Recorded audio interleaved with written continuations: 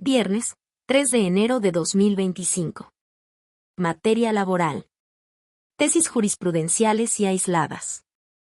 1 de 1. Registro digital, 202-9766. Tipo, aislada. Suspensión en amparo directo laboral. Para calcular el monto que garantice la subsistencia de la persona trabajadora debe considerarse el salario demostrado, o el monto de la pensión determinada en el procedimiento de origen. Hechos. En diversos juicios laborales se condenó al Instituto Mexicano del Seguro Social al pago de prestaciones a razón del salario diario acreditado en autos en algunos casos y al pago de pensión en otros. En amparo directo solicitó la suspensión del acto reclamado, la cual se concedió fijándose el monto de la garantía para la subsistencia de la persona trabajadora con base en el salario percibido probado en autos o en el monto de la pensión, según el caso.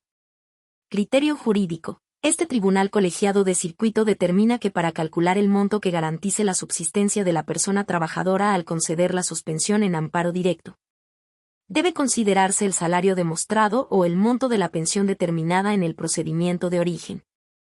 Justificación. Conforme a la tesis de jurisprudencia P.C.I.L. J/59L, décima, al fijar la garantía para la concesión de la suspensión del acto reclamado en amparo directo solicitada por la patronal, debe atenderse a la existencia de un derecho reconocido en la resolución reclamada, de ahí que si en el juicio laboral se determinó el salario de la persona trabajadora o el monto de una pensión, la cantidad relativa es la que debe considerarse para calcular el monto que garantice su subsistencia, sin que sea factible atender al salario mínimo general vigente, pues dicho concepto no puede sustituir la percepción de un ingreso derivado de un derecho reconocido a la parte actora, como el monto del salario o la pensión, ni podría aplicársele el llamado mínimo vital como ingreso necesario para subsistir en tanto se resuelve el juicio de amparo directo. 10º Tribunal Colegiado en materia de trabajo del Primer Circuito.